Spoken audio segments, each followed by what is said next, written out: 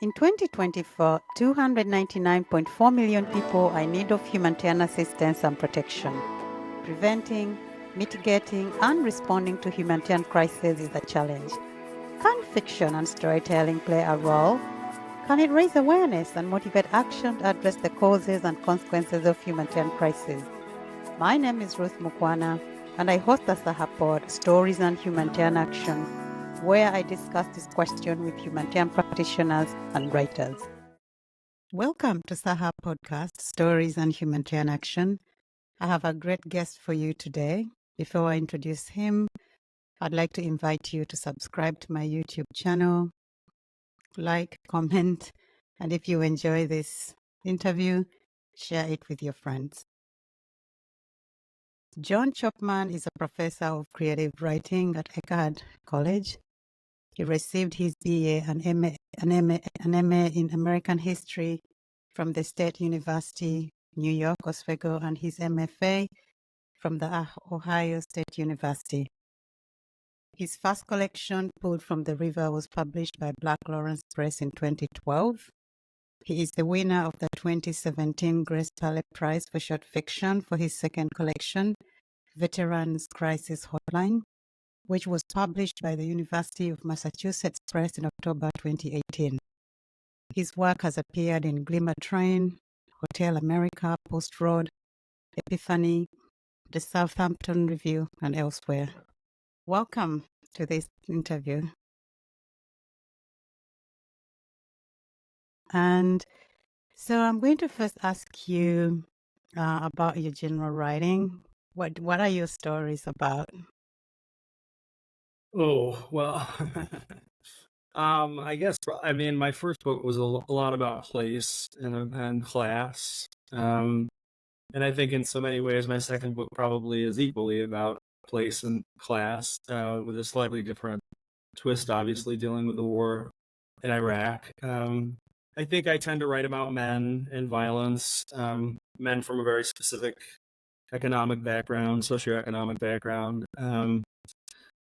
And I guess in some ways I'm just exploring sort of why they are the way they are. I know in the story we are going to discuss AWOL. I think that theme comes up a lot, and I'll be asking you a lot about that. What inspired AWOL? Well, so it's funny, when I wrote this book, I'm not a veteran, so that was a bit tricky. So I did a lot of interviewing with veterans, two in particular that I was very close with. One that I grew up with, and one that was one of my students when I was teaching at Ohio State. And usually just talking to them would give me a detail or the grain of a story that would sort of turn into something. So this came from an interview in terms of the notion of leaving the war, not so much that they knew someone who had. That's a pretty big leap. I think it takes a kind of courage and probably a kind of foolishness. And I was intrigued by that, who would be so courageous and so foolish at the same time. And you found that in this character, James. And his colleagues actually, I think they can't figure out whether he's being courageous or foolish. Yeah, I think it's sort of complicated in that way. I mean, I think of James as sort of courageous in the act of leaving, but ultimately a certain kind of obligation and probably more realistically peer pressure brings him back, and in some ways forces him to sort of cave in to this other kind of courage, which I think is probably less noble in the story, which is the courage to be a soldier. Yeah, and let me just back there for a minute. So what is AWOL about? So the general plot is that one day a Marine decides he's going to walk away from the war, and two of his peers are forced to go and find him and bring him back. They do that, and at the end, they sort of force James to participate in kind of what you might call an act that brings him back into the tribe. my terrible summation. No, I think it's a great summation. I guess the thing also with these interviews is you don't want to give away too much of the story for someone who hasn't read it, but at the same time, talk enough about it for someone to follow the conversation. And so one of the things I was curious actually about James as well is that because in the beginning he gives a reason for wanting to leave. Turns out that reason is not false. And so again, my question for you there for this character, what is it I mean, he doesn't want to be in the war. He really wants to leave, but at the same time, in the beginning, he's not honest about his reasons for wanting to leave. Yeah, and I think that's probably a kind of shame in action. I think he feels that if he can give a acceptable rational reason for his desire to leave, it will dampen the perception that he's a coward, that he simply doesn't want to be a part of the war anymore. And in that way, I think, I'd score it as kind of a white lie. I think it's an attempt to absolve oneself of an action that others may see as cowardly. But I mean, I don't think it is. But what he does, I don't think it's cowardly. But I think he understands that the men that he is surrounded by will perceive it that way, and so is compelled to sort of tell a lie that he hopes will explain it to them in a way that makes sense. Right. And at some point, I think the narrator does say, and here I'm just reading from the story itself, like, I didn't blame the men who couldn't find it in themselves to be at war. James, wasn't built for war, and the narrator could get that. And I get my question then is, who is built for war? Repeat. I'm sorry. No, I'm just saying, like, who is built for war? Because, when the narrator says James is not built for war and he understands, he gets it where he's leaving. Yeah, that's an interesting question. Probably one I'm not capable of answering, only because I know that I'm not built for war. I grew up around these men who went off to war. Many of the guys I grew up with served in Iraq or Afghanistan, and my father was a Vietnam vet. He was drafted. He didn't choose the war. The war chose him. But yeah, but I was sort of an outlier in a working class community. It was kind of a bookish, nerdy kid who ended up going away to college and falling in love with it, and subsequently never left. So it's a hard question to answer. I don't know. I mean, I'm not sure I've ever been able to figure that part of certain men out. What makes them capable? I think it's a complicated thing. I think it'd probably be too easy to simplify them. So at the risk of doing that, I might say I'm not quite sure I know the answer. That's okay. And maybe this is a good time to read an excerpt from the story, if that's okay. Yeah, I'll read just the opening 3 paragraphs, which maybe gives a sense of the violence and the desire to leave at play, sort of. So this is the opening 2 paragraphs from Abel. It was a good time, as war goes. Sure, some bad stuff had happened so far. Merman had been wounded, lost a leg, and sent home. Carnes was dead. Eric Otto, shortly after Carnes' death, collapsed in the road during a firefight, lay there paralyzed by fear, while the rest of the platoon, from the safety of a berm, called him pussy, faggot, coward, and yellow. But now, 6 months into our 10-month tour, things were pretty peaceful.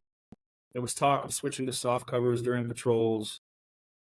IED Alley, the access road to our post, was mostly a ghost town these days, a part of the war that felt more like myth than something that had killed or maimed so many men. The few firefights we had felt like a formality. Both stocks shooting at one another so that everyone remembered why we were there. It was a foolish time to run away from a war. And I was actually, when I read the first opening, and thank you for reading that. When I read the beginning of the story, and when the narrator says, this is, I guess it's good as it gets in a way in a war. At least at that moment in the war, or the phase in the war, is a bit quiet. And it's interesting that that's the moment that Darby chooses to actually leave. Yeah, I mean, I think in some ways, the story is a weird story for me because it's not written from James's perspective, right? So you would think that that would be the character you would kind of follow, the guy who leaves. But it's actually the guy who's sort of, I mean, in some ways, I wouldn't describe the narrator as exceedingly comfortable with war, but he's gotten comfortable with this war because at this moment it's sort of ironically peaceful. And so in some ways, I think he probably, the opening to me is him saying, you know, I would get it if there were a reason, but this is, why would you leave now? You know, of all times, this doesn't seem like the right time. So I think he's a bit confused by James's choice, but there may well be a world in which he would understand it, just not this one at this moment, if that makes sense. Right. But also because I imagine the consequences of actually leaving are quite severe for any soldier who chooses to leave, right? Well, I mean, in this case, you presumably could be, well, you would certainly be dishonorably discharged if you were to walk away. And there may well be the punishment of jail for desertion. So, I mean, there are consequences for James. I'm not sure that he's thought them through very much. I think the other character in the story who goes off with the narrator to find James represents this kind of nonchalant goofiness that I've found to be a characteristic of some men who've served in the military.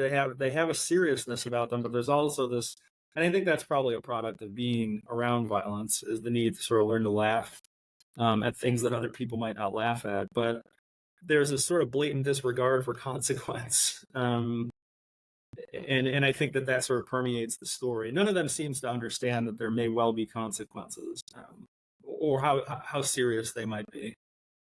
Yeah.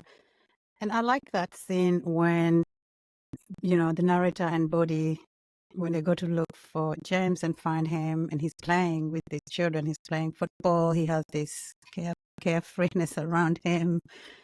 And then you have that scene, which has a lot of tension when they go off when they're invited into one of the homes. What's going on in that scene? Well, I think, again, I mean, I always thought of James as sort of a kind of an innocent, and Bodhi is kind of the middle ground between that and sort of a more severe version of Wolverine, someone who bought him all the way. And so I think that moment, particularly when he's playing football with the kids, I think is this kind of, at least to me, it felt like sort of a tender moment. And on the one hand, Bodhi sees it as something worth kind of celebrating. But my narrator says, look, we really can't be dicking around like this. We need to take this a little more seriously. So I think that's part of the tension, is that tension between the goofiness and the seriousness. And then I think that scene inside the house kind of reveals the degree to which James is quite naive. He doesn't understand the danger that he's potentially put himself and his peers in this moment. And so I think it sort of recasts, it adds to the story some tension that maybe wasn't there before because nobody was taking this all that seriously. But then there's the threat of violence, and I think that sort of recalibrates the seriousness with which everyone except for James takes this moment. Yeah, and it also, in a way, reminds us, actually, because you have this tender moment, he's playing with the children, our body's having a smoke, they're just watching. And then I feel when we get into the home, it really, really reminds the reader that actually there is a war going on and anything could quickly go badly for these three characters. And of course, the people as well that they're visiting. Yeah, I think the war disappears for long stretches of that story until that moment. It almost doesn't feel like you're at war. It feels like they're sort of Boy Scouts. Right. And I think that's a moment when the Boy Scout part fades away. And then there is the moment there when they're walking back to Bess, when James asks the narrator, if he's ever killed someone, and that really annoys him so much. Yeah, well, again, I think there's this this kind of naivete about James. Again, it doesn't really ever disappear. In some ways, at the end, he's as much a child at the end as he is at the beginning. And I think that's a moment where we're reminded of just how out of place he is. For me, it felt to me like everybody understands that James doesn't belong here, but my general sense is you get into a war zone and they don't just say, well, you're not built for this, we're going to send you home. That's not how it works. The system molds you into being built for it, or more likely than not, you get killed or injured. And so, that moment going back toward the base, I think for me just kind of confirms that James really doesn't understand the etiquette, the rules, the seriousness. He really is an outsider. And despite that, they're going to make him come back in. Yeah. And I think and what you're speaking to as well, if you have a character like James who really shouldn't be there, you would think, oh, send him back home. And I think you make that point as a writer from the beginning of the story when there was this one of the soldiers who is actually so frightened, and the others are just making fun of him as he lies there, really, really frightened. Yeah, and actually, so the original concept behind the collection that they were supposed to be sort of more overtly linked by a single narrator, that didn't quite play out in the end. So that story of the character sort of crippling from his fear is another story in the collection. The stories link, but not in the way I originally imagined they would. So there's moments like that call back to other stories in the collection. Yeah, and actually, so the original concept behind the collection that they were supposed to be sort of more overtly linked by a single narrator, that didn't quite play out in the end. So that story of the character sort of crippling from his fear is another story in the collection. The stories link, but not in the way I originally imagined they would. So there's moments like that call back to other stories in the collection. Right. And then the ending scene there, you mentioned it a little bit, when, they get the chicken and they force him to do something with it. What's going on in that scene? Yeah, I think that's sort of them bringing him back in by way of it's sort of like a fraternity moment, right? It's like an initiation. It's a kind of, if you do this, you're one of us. And I think in so many ways, it's the idea to me that they still sort of foolishly believe that they can break James, and sort of bring him all the way in. And if they can make him do this, and if he will do it, then he'll be one of them. I mean, I doubt the truth of that, but they seem to think it's true. If that makes sense. Right. And how about Lieutenant Camacho? I don't know if that's how you pronounce his name. I'm sorry, say it again. Lieutenant Camacho, is that how you pronounce his name? Oh, the lieutenant who sort of forces this, me not to. Sorry, I lost my spot. And I forgot his name, oddly enough. Yeah, what is his name? Is it Camacho? Camacho? Oh, yeah. He comes on for the end, right? I mean, I think he's sort of the embodiment of the sort of jarhead stereotype, the Marine who's bought all the way in. And I think one of the things that I found in interviewing veterans and in writing about them is just the ways in which they're not. You can't really pin them down. There's a stereotype. And I think that the Camacho is the embodiment of the sort of classic stereotype of a Marine, for instance. But these other guys don't quite fit into that mold. They're all slightly different, if you see what I mean. So, I mean, one of the things I tried to capture in this story and in the others is just the ways in which these men are still individual human beings. And their motivations are not as simple as we might think they are. Their feelings about war are not as simple as we might think they are. But then you get someone like Camacho who seems pretty simple in so many ways. And because of his position, he sort of how would you say it? Sort of forces that simplistic view onto those around him. Right. No, I enjoyed. I enjoyed reading this story. I was very delighted to discover it in Consequence magazine, and I read it a couple of times. Yeah. But beyond, I guess, the story itself,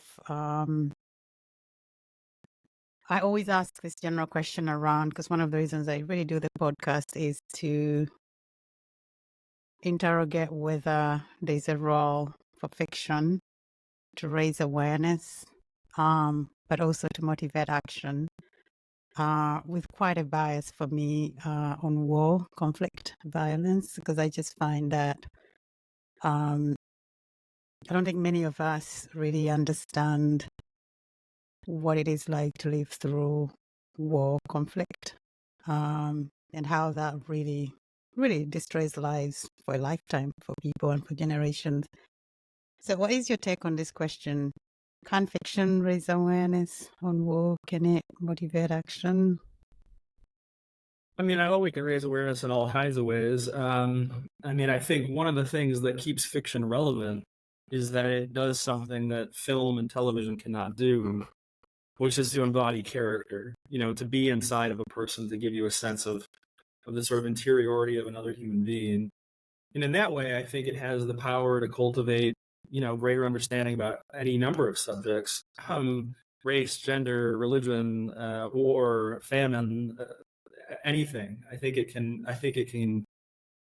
show us the inside of another person in a way that we can't see in any other art form. So I think in that way, it has a real power to sort of broaden our minds and make us more empathetic people, in all kinds of ways. I think one of the things with my book is that I'm only looking at one side of it. And so it would seem to me to have a greater understanding of the Iraq War, you need to read Iraqi writers. You need to understand what it was like for Iraqi soldiers, for Iraqi civilians.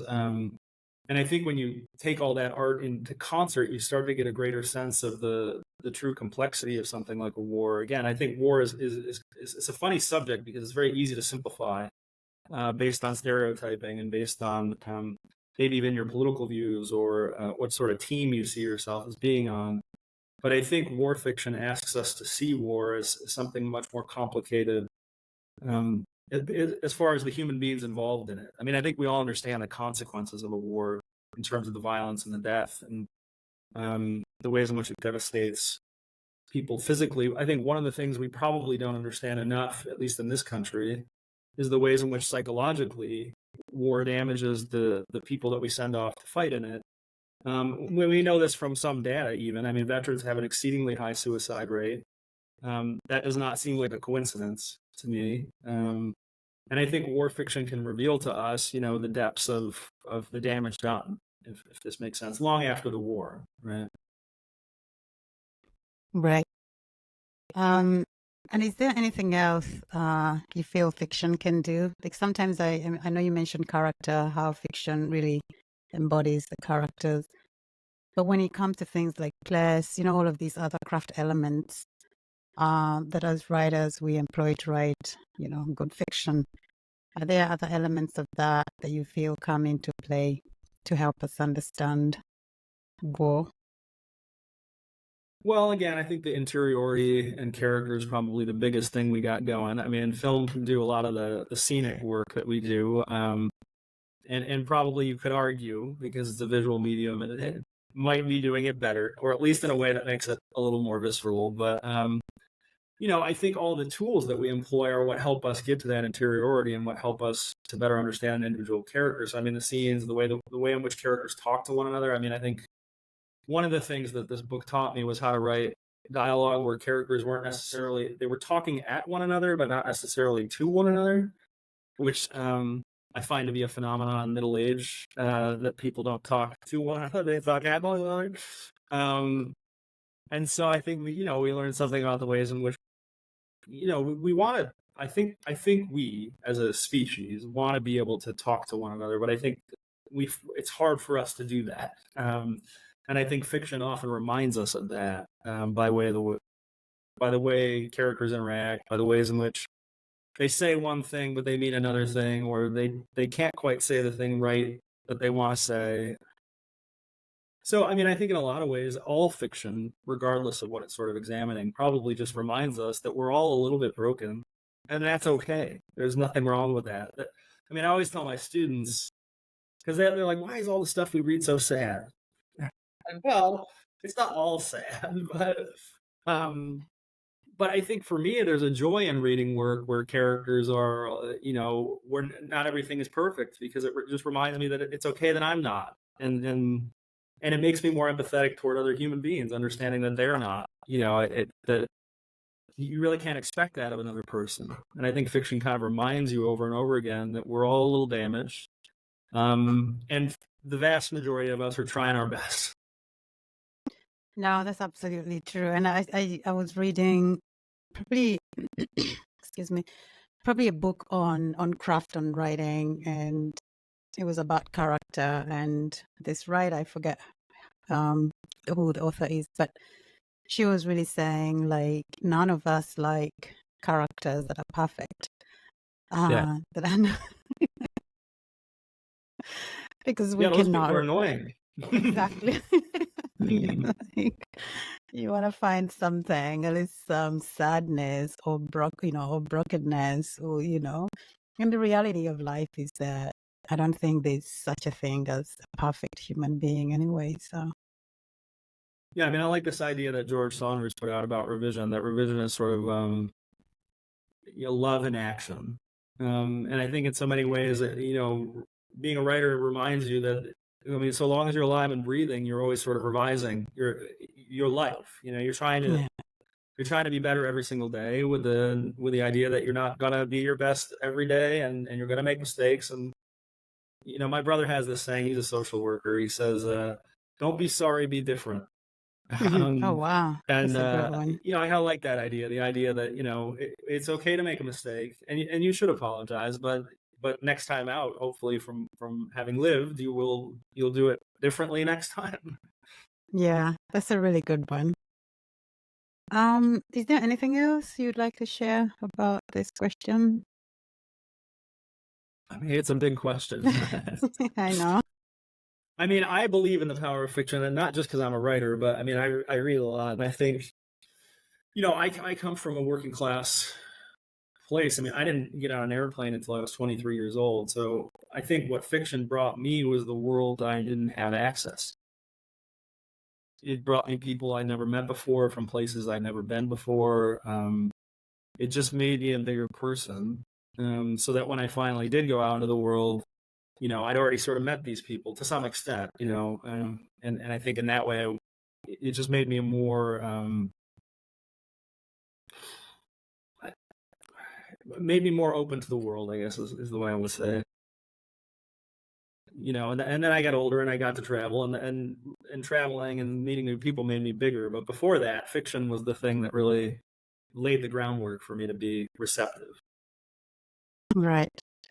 And my last question for you is, for anyone who will read your story, AWOL, what would you like your readers to take away from this story?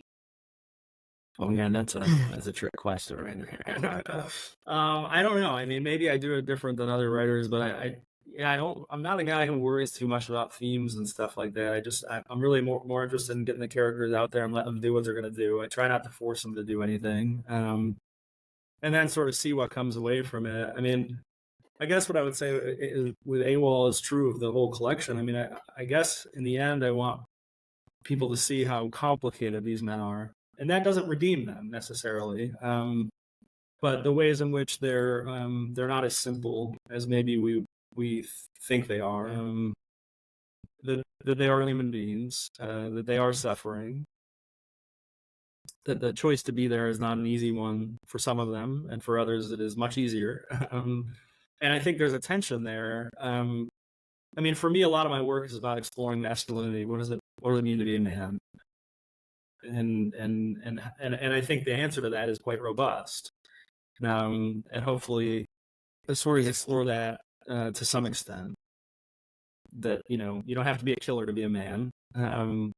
You don't I have to be hope not. violent to see it, man. Yeah. No, thank you. Thank you so much, John, for speaking with me and for sharing your thoughts on this question of fiction and its role in raising awareness and potentially motivating action. Thank you for having me. Thank you for listening to my conversation with John today. If you've enjoyed today's discussion, please like, share, comment, and subscribe to my YouTube channel at the Saha Pod. I'd like to thank my co-producer, Melika Mensa, and the Nomadic Band for the music. Thank you.